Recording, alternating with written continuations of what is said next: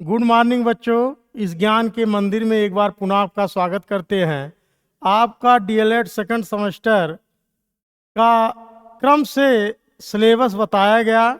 उसके बाद जिस क्रम में सिलेबस बताया गया उसी क्रम में एक एक टॉपिक का मैं अध्ययन कराऊंगा। तो जहाँ से गणित शुरू होता है, बेसिक गणित, वही आपका फर्स्ट सेमेस्टर में है, अंकों से, संख्याओं से। तो इस तरीके से जो जहाँ गणित शुरुआत है हम देख लेते हैं आज का टॉपिक क्या क्या है। तो आज का टॉपिक है, 3 टॉपिक आपके सामने लिखा गया है।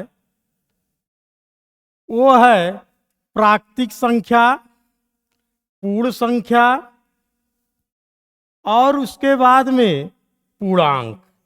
इसका हम बृहत अध्ययन कर लेते हैं। इसके बाद आपका बचना नहीं चाहिए कि अगर क्वेश्चन आ रहा तो आपको समझ में ना आए। किसी भी तरीके से क्वेश्चन आना चाहिए अगर इन तीनों टॉपिक पे, तो आपका परीक्षाओं में सही होना चाहिए। तो चलिए, जो पहला टॉपिक है वो है प्राकृतिक संख्या। उसके बाद दूसरा टॉपिक आज का है पूर्ण संख्या और तीसरा पूर्णांक। तो इन तीनों को जो है क्रमवार अध्ययन आज हम लोग करेंगे इस वीडियो के माध्यम से। तो चलिए आइए देखते हैं प्राकृतिक संख्या किसे कहते हैं। तो आप लोग लगभग जानते भी होंगे कि प्राकृतिक संख्या, जिसको इंग्लिश में नेचुरल नंबर बोलते हैं, तो प्राकृतिक संख्याएं वे होती हैं जो गिनती करने के लिए उपयोग की जाती हैं या इसे संख्याओं के रूप में होती है। इन्हें प्रतीक यन से भी दर्शाया जाता है। तो इसकी विशेषता क्या होती है प्राकृतिक संख्या की? प्राकृतिक संख्या की विशेषता ये होती है, इसमें एक आ रहा है शून्य इसमें शामिल नहीं होता है। तो शून्य इसमें शामिल नहीं होता है। और प्राकृतिक संख्याएं कहाँ से शुरू होती है? 1 से शुरू होती है। इसमें धनात्मक पूर्णांक होते हैं, लेकिन याद रखिएगा ना कोई इसमें दशमलव होता है, ना भिन्न होता है, ना ऋणात्मक कोई संख्या होती है। लेकिन प्राकृतिक संख्याएं क्या होती हैं? अनगिनत होती हैं, असीमित होती हैं, या जिसको आप गिन नहीं सकते, इसकी कोई सीमा नहीं होती है। या इसको कह दीजिए ये क्या होती हैं? असीमित होती है। प्राकृतिक संख्याएं अनंत तक जाती हैं। जैसे गणितीय संक्रियाओं में इसका बहुत ही महत्वपूर्ण योगदान रहा है, जैसे जोड़, घटाना, गुणा और भाग। इन सब में किसका, जब गणितीय, ये आपका चिन्ह है, लेकिन चिन्हों का प्रयोग किस पे करेंगे? इन्हीं प्राकृतिक संख्याओं पे किया जाता है। तो प्राकृतिक संख्या की काउंटिंग जो शुरू होती है वो 1, 2, 3, 4, 5, 6 इस तरीके से अनंत तक या इनफाइनाइट तक जाती है। अब इसमें ये 1 से शुरू होता है, आप इसमें 0 काउंट नहीं करोगे। कहाँ से शुरू होती है प्राकृतिक संख्या? या आप इसको दूसरे तरीके से परिभाषा कह सकते हैं, जिसको गिनने के लिए प्रयोग किया जाता है, या कोई वस्तु को गिनने के लिए जिसका हम उपयोग करते हैं गिनती को, उसी को क्या कहा जाता है? प्राकृतिक संख्या कहते हैं। तो प्राकृतिक संख्या की जो काउंटिंग होती है वो 1 से शुरू होती है। कहाँ तक जाती है? अनंत तक जाती है। आ गया समझ में? चलिए, नेक्स्ट जो टॉपिक है, इस पे क्वेश्चन अभी मैं बाद में कराऊंगा, इसको पहले आप पढ़ लीजिए। चलिए, दूसरा जो टॉपिक है वो है पूर्ण संख्या, जिसको इंग्लिश में कहते हैं होल नंबर। पूर्ण संख्या या होल नंबर। प्राकृतिक संख्या की काउंटिंग 1 से शुरू होती है, उसी में सिर्फ आप आगे क्या कर देंगे? 0 बढ़ा देंगे, तो क्या हो जाएंगी? पूर्ण संख्या हो जाएंगी। पूर्ण संख्या का एग्जाम्पल आपके सामने दिया गया है। कहाँ से शुरू होता है? 0 से शुरू होता है। 0 से कहाँ तक? ये आपका डॉट डॉट का चिन्ह लगा है, इसका मतलब ये भी आपका इनफाइनाइट तक जाता है। तो पूर्ण संख्या की जो काउंटिंग है वो 0 से शुरू होती है, लेकिन जो प्राकृतिक संख्या की काउंटिंग होती है वो 1 से शुरू होती है। इसमें क्या होता है? शून्य सहित सभी क्या होते हैं? प्राकृतिक संख्याएं होते हैं। इसमें भी क्या होता है, ना कोई दशमलव होता है, ना भिन्न होता है, ना ऋणात्मक कोई होता, सिर्फ होता क्या है, सभी धनात्मक होते हैं। नोट्स के लिए मैंने आपको ये चीज बता दी है। जैसे सब तरीके से शून्य क्या है, इसमें शामिल होता है। यह प्राकृतिक संख्याओं से क्या होता है, अलग होता है, क्योंकि प्राकृतिक संख्याएं एक से शुरू होती है, लेकिन पूर्ण संख्याओं की काउंटिंग 0 से शुरू होती है।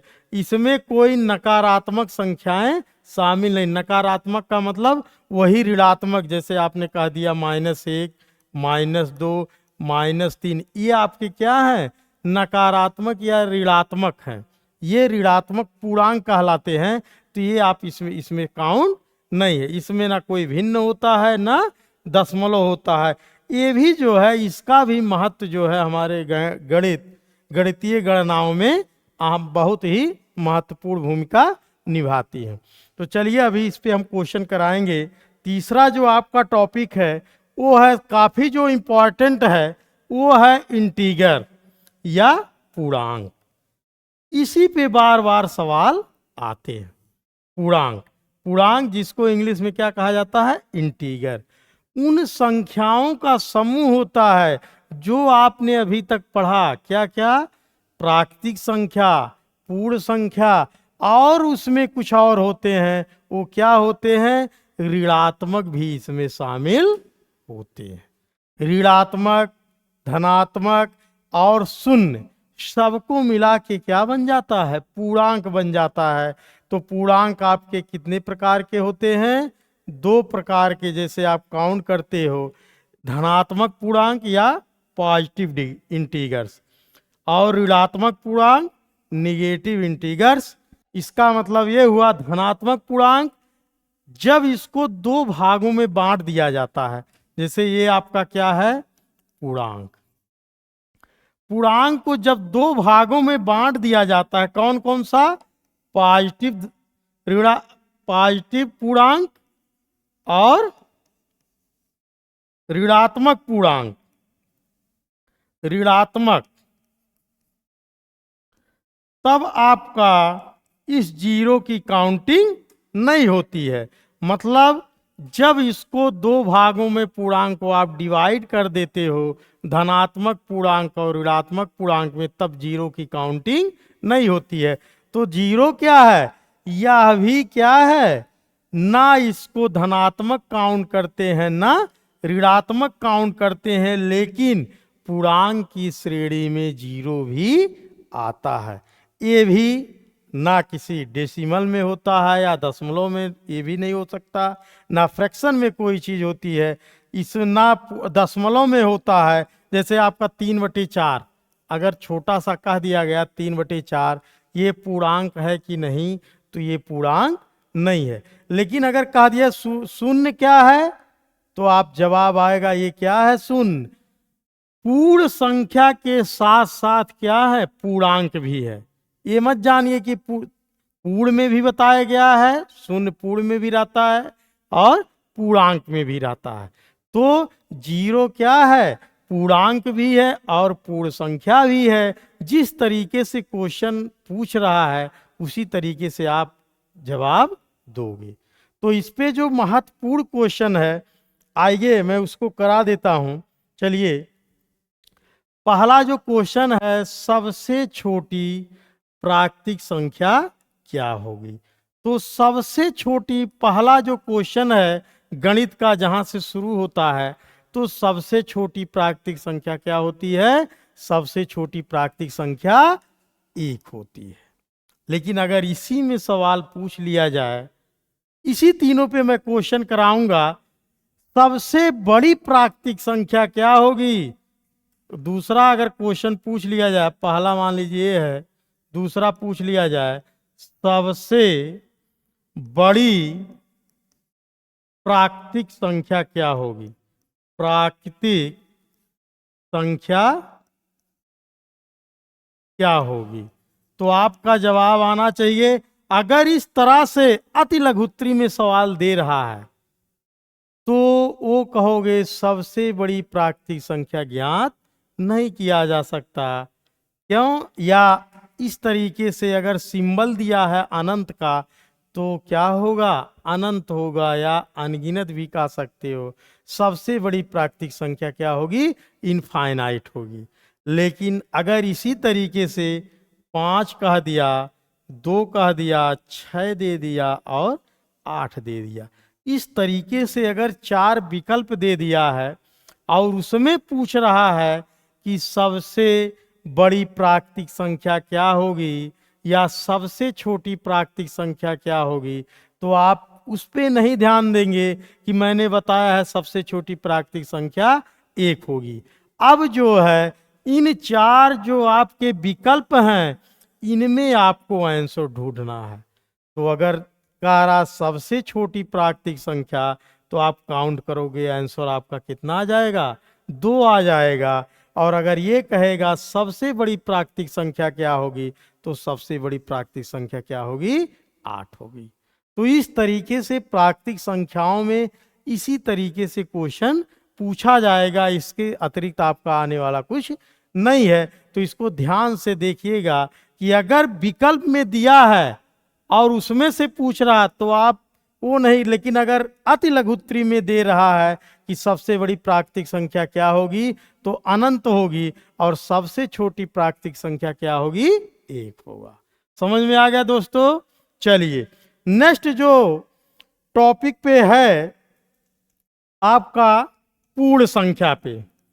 पूर्ण संख्या पे किस तरीके से प्रश्न आते हैं ये भी आपको ध्यान देने योग्य है।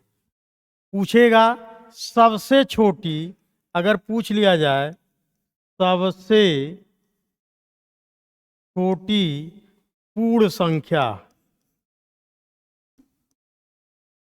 पूर्ण संख्या, या दूसरा पूछ ले सबसे बड़ी पूर्ण संख्या,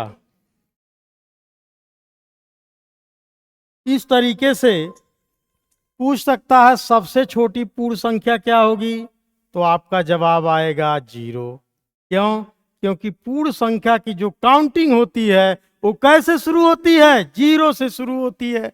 तो आपका जवाब आया 0। अगर ये पूछ रहा सबसे बड़ी पूर्ण संख्या क्या होगी, तो सबसे बड़ी पूर्ण संख्या वही जवाब आना चाहिए जो प्राकृतिक संख्या में आया है। वो क्या होगा? अनंत होगा या इनफाइनाइट होगा, इस तरीके से। लेकिन अगर इसमें भी उसी तरीके से क्वेश्चन पूछता है कि आपका दे दिया 0, 1, 10, 15, इसमें पूछे सबसे छोटी पूर्ण संख्या, तो 0, अगर मान लीजिए 0 हटा दिया जाए, इस तरीके से 4 विकल्प दिया हो, 1, 10, 15 और 6, अब पूछा जाए सबसे छोटी पूर्ण संख्या इसमें क्या है, तो आप 1 तुरंत काउंट करोगे। क्यों? क्योंकि अब इस विकल्प में आपको ढूंढना है एक क्या है? प्राकृतिक संख्या भी है और पूर्ण संख्या भी है। तो जवाब आएगा सबसे छोटी पूर्ण संख्या क्या है? 1 है, और सबसे बड़ी क्या है? 15 है। लेकिन इसी में सत्य असत्य भी देता है, ट्रू एंड फॉल्स। अगर आपसे ये पूछ लिया जाए क्या सभी प्राकृतिक संख्याएं पूर्ण संख्याएं हैं, तो आपका जवाब आना चाहिए हाँ, सभी प्राकृतिक संख्याएं पूर्ण संख्याएं हैं। क्यों? क्योंकि पूर्ण संख्याओं में 1, 2, 3 ये भी क्या है? शामिल है। समझ में आ गया? लेकिन अगर इसी सवाल को उल्टा दे दिया जाए कि क्या सभी पूर्ण संख्याएं, क्या सभी पूर्ण संख्याएं प्राकृतिक संख्याएं हैं, ध्यान दीजिए क्वेश्चन 2 है, क्या सभी प्राकृतिक संख्याएं पूर्ण संख्याएं हैं, यस या नो, तो जवाब आना चाहिए यस। क्यों? क्योंकि सभी प्राकृतिक संख्याएं पूर्ण संख्याओं में हैं। लेकिन अगर ये कह दिया जाए सभी पूर्ण संख्याएं प्राकृतिक संख्या हैं, सही है या गलत, तो जवाब आपका क्या आना चाहिए? गलत आना चाहिए। क्यों? क्योंकि पूर्ण संख्याओं में 0 भी काउंट हैं और प्राकृतिक संख्या में 0 नहीं होता, तो सभी पूर्ण संख्याएं प्राकृतिक संख्या नहीं हो सकती। ये क्या है? असत्य है। अब आगे पूर्णांक पे किस तरीके से क्वेश्चन आते हैं हम उस पर चर्चा कर लेते हैं। अगर पूछा जाए कि जीरो क्या जीरो, इस तरीके से फर्स्ट सेमेस्टर में छोटे छोटे क्वेश्चन आते हैं, लेकिन कोई हाई लेवल से पढ़ता है तो छोटी बिंदुओं को ध्यान नहीं दे पाता। इसलिए बेसिक जानना आपके लिए बहुत अति, अगर आप बीटीसी कर रहे हैं तो बेसिक गणित आपको जानना अति आवश्यक है। क्या जीरो पूर्णांक है? क्या जीरो पूर्णांक है? तो आपका जवाब आना चाहिए जीरो क्या है? एक पूर्णांक है। ये क्या है? सत्य है। लेकिन यही कह दिया जाए जीरो धनात्मक पूर्णांक है तो आप कहोगे जीरो क्या है? धनात्मक पूर्णांक नहीं है। जीरो क्या है? नकारात्मक पूर्णांक भी नहीं है। इसका मतलब ऋणात्मक पूर्णांक भी नहीं है। लेकिन जब पूर्णांक की बात करेगा सिर्फ, तो उसमें जीरो भी काउंट है। तो जब इसको दो भागों में बांट दिया जाएगा इस तरीके से, जैसे इसमें क्वेश्चन जब पूछेगा 5, -5, 6 और 0, अब ये चार विकल्प आपके पास हो अगर, और इसमें पूछ लिया जाए एक विकल्प और मैं अपने पास से दे रहा हूं 2, इन पांचों विकल्पों में अगर पूछ लिया जाए सबसे छोटा धनात्मक पूर्णांक क्या है, तो आप अगर जीरो मार दोगे तो तुरंत क्या हो जाएगा? गलत हो जाएगा। अब पूर्णांक की बात नहीं कर रहा है, अब धनात्मक लगा दिया, पॉजिटिव इंटीजर्स की बात कर रहा है। तो मैंने बार बार बताया पॉजिटिव इंटीजर्स में आपका जीरो काउंट नहीं है। तो अब आपका जवाब आना चाहिए क्या? 2। अगर ये कह दिया जाए सबसे बड़ा धनात्मक पूर्णांक, तो सबसे बड़ा धनात्मक पूर्णांक क्या है? आप काउंट करोगे। इस तरीके से क्वेश्चन किस तरीके से आ रहे हैं वो समझना आपके लिए अति आवश्यक। अगर इस तरीके से और क्वेश्चन को बृहत कर रहा है, -3, -6, -2 और 0, अब इसमें कह दे चार विकल्प दिया गया है आपके सामने और कह दे सबसे छोटा ऋणात्मक पूर्णांक क्या होगा, तो आप काउंट करेंगे। अगर आपने 0 कर दिया तो तुरंत आपका क्या हो जाएगा? गलत हो जाएगा। क्योंकि मैं बार बार कह रहा हूं जीरो की काउंटिंग धनात्मक और ऋणात्मक में नहीं होता है। ऋणात्मक की बात कर रहा है तो आप ये विकल्प आपका कट गया, 3 विकल्प बचा, -3, -6 और -2। तो आप इसमें जब काउंट करेंगे ऋणात्मक पूर्णांक, तो सबसे बड़ा ऋणात्मक पूर्णांक, आप एक चीज इसको ऋणात्मक को इस तरीके से काउंट कर लीजिए कि मैं किसी का कर्ज हूं।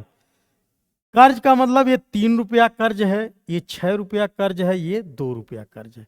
अगर ये कह दिया जाए कि कोई 3 व्यक्ति हैं और कोई 3 रुपया कर्ज है, कोई 6 रुपया कर्ज है, कोई 2 रुपया कर्ज है, तो बड़ा कौन होगा? तब आपके समझ में आएगा कि बड़ा वही है, कौन? ऋण 2। तो अगर ऋणात्मक पूर्णांक की बात कर रहा, सबसे बड़ा ऋणात्मक पूर्णांक तो क्या है? -2 है। और सबसे छोटा ऋणात्मक की बात कर रहा है तो -6। आप पहले देखते थे आपका मोबाइल माइनस में हो जा रहा था, इस तरीके से पूर्णांक है, ये 0 है, इधर -1, -2, -3, -4, ये भी आपका अनंत तक जाता है। इधर 1, 2, 2, 3, 4, इस तरीके से है आपका। अगर सबसे बड़ा ऋणात्मक इसमें कहे, ये भी अनंत तक, सबसे बड़ा धनात्मक ये भी अनंत तक। अब इसमें ये कह रहा जैसे आपका मोबाइल माइनस में हो जा रहा था तो 0 पे पहले आता। आपका मोबाइल माइनस अगर 5 दिखा रहा है तो जब आप 5 रुपया डालते थे तब यहाँ 0 पे पहुंचते थे। सेम वही कंडीशन यहाँ पूर्णांक की बात किया जा रहा है। और अगर 2 रुपया कर्ज दिखा रहा तो आप 2 रुपया डाल के 0 पहुंच जा रहे थे।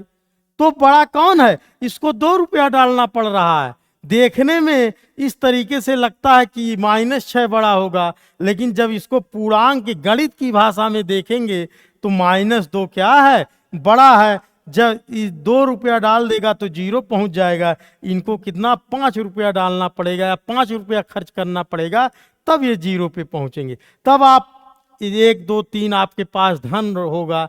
पॉजिटिव ये करता है आपके पास कितना जमा पूंजी है, और ऋण ये शो करता है आप कितना कर्ज हो। जब इस तरीके से अपने अंदर बना लोगे तो आपका क्वेश्चन गलत नहीं होगा। तो इस तरीके से इस पे क्वेश्चन आते हैं। और क्या पूछता है, पूछता है क्या सभी पूर्ण संख्या, क्या सभी पूर्ण संख्या, पूर्ण संख्या पूर्णांक है? तो आपका जवाब आना चाहिए हाँ, सभी पूर्ण संख्याएं क्या हैं, पूर्णांक हैं। सभी प्राकृतिक संख्याएं पूर्णांक हैं, सभी पूर्ण संख्याएं पूर्णांक हैं। लेकिन अगर ये कह दिया जाए सभी पूर्णांक पूर्ण संख्या है, तो आप कहोगे नहीं। क्यों? क्योंकि उसमें ऋणात्मक भी काउंट है, पूर्ण संख्या में ऋणात्मक नहीं होता है। अगर ये कह दिया जाए सभी पूर्णांक प्राकृतिक संख्या होते हैं, तब भी आपका आंसर क्या आ जाएगा, असत्य आएगा, या सभी पूर्णांक प्राकृतिक संख्या नहीं होते। अगर प्राकृतिक संख्या और पूर्ण संख्या, सभी प्राकृतिक संख्या सभी पूर्ण संख्या पूर्णांक हैं, तो आप कहोगे हाँ सर जी ये क्या है, सत्य है। तो चलिए इसके आगे नेक्स्ट वीडियो में फिर मिलते हैं, तब तक लिए धन्यवाद।